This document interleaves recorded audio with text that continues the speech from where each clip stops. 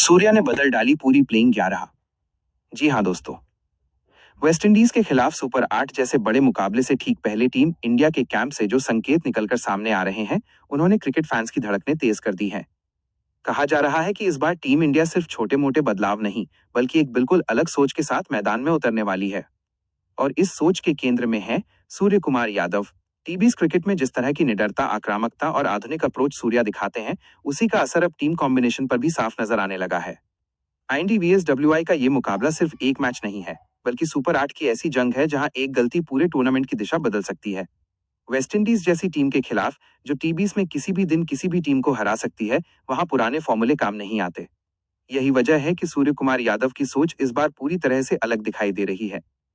पिछले कुछ मुकाबलों में टीम इंडिया की सबसे बड़ी कमजोरी रही है मिडिल ओवर्स में रन गति का गिर जाना और डेथ ओवर्स में विकेट्स का एक साथ गिरना।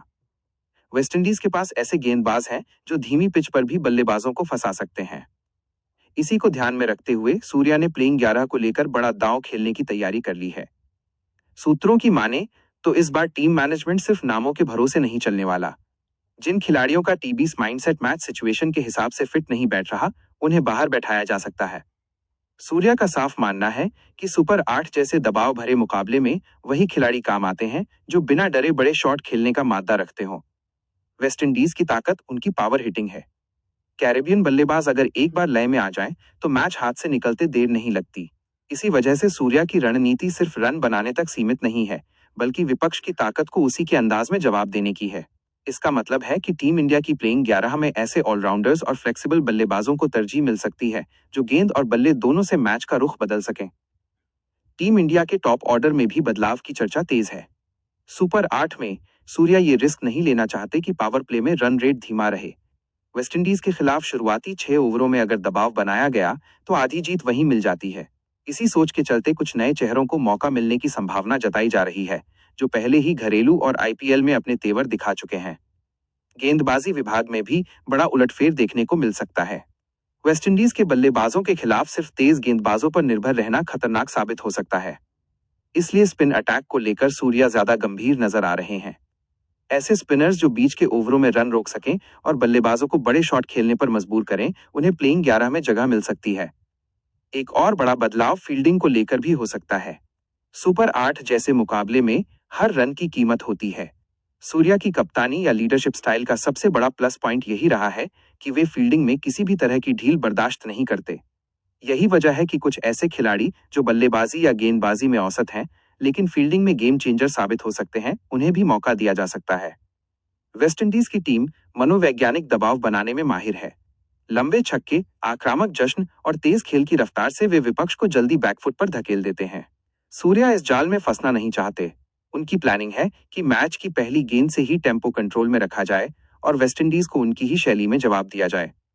सुपर 8 के इस मुकाबले को लेकर फैंस के बीच भी चर्चाओं का बाजार गर्म है।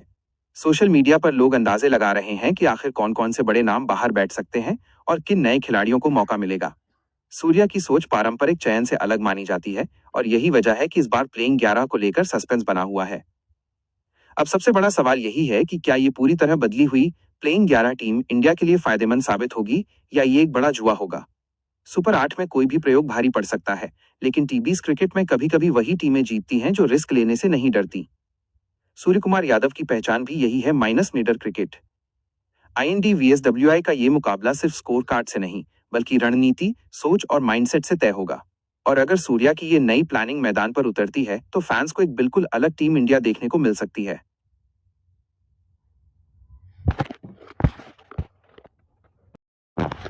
वेस्टइंडीज के खिलाफ सुपर 8 के इस अहम मुकाबले में अगर टीम इंडिया की संभावित प्लेइंग 11 पर गहराई से नजर डालें, तो साफ दिखाई देता है कि इस बार सोच सिर्फ सुरक्षित खेलने की नहीं है, बल्कि मुकाबले को विपक्ष से छीन लेने की है। टीबीज क्रिकेट में हाल के वर्षों में सबसे बड़ा बदलाव यही आया है कि अब मैच की दिशा 2-3 ओवर में बदल जाती है, और यही बात सूर्य कुमार यादव सबसे बेहतर तरीके से समझते हैं। टीम इंडिया के टॉप ऑर्डर को लेकर इस बार सबसे ज्यादा चर्चाएं हैं। पारंपरिक ओपनिंग कॉम्बिनेशन से हटकर टीम मैनेजमेंट ऐसे बल्लेबाजों को तरजीह दे सकता है जो पावर प्ले में बिना किसी दबाव के बड़े शॉट्स लगा सकें। वेस्टइंडीज के खिलाफ अगर शुरुआती ओवरों में रन रेट 9-10 के आसपास रखा जाए, तो कैरेबियन गेंदबाजों पर खुद ब खुद दबाव बन जाता है। सूर्या का मानना है कि पावर प्ले में विकेट गंवाना उतना नुकसानदेह नहीं, जितना रन गति का रुक जाना। मिडिल ऑर्डर में भी बड़ा फेरबदल देखने को मिल सकता है। आमतौर पर टीम इंडिया इस फेज में मैच को संभालने की कोशिश करती रही है, लेकिन सुपर 8 जैसे स्टेज पर सिर्फ संभालना काफी नहीं होता। यहाँ मैच को अपने कंट्रोल में लेना जरूरी होता है।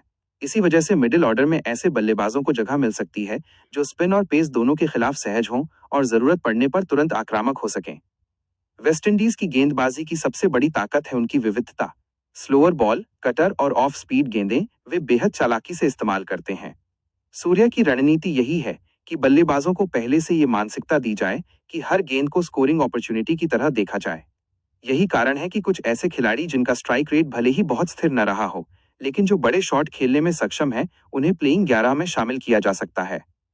ऑलराउंडर्स की भूमिका इस मुकाबले में बेहद अहम होने वाली है। सुपर 8 में टीम इंडिया सिर्फ 11 खिलाड़ियों के साथ नहीं, बल्कि 15-16 विकल्पों के साथ मैदान में उतरना चाहती है। सूर्या ऐसे ऑलराउंडर्स को प्राथमिकता दे सकते हैं जो 4 ओवर डालने के साथ साथ बल्लेबाजी में भी 15-20 गेंदों में तेजी से रन बना सकें।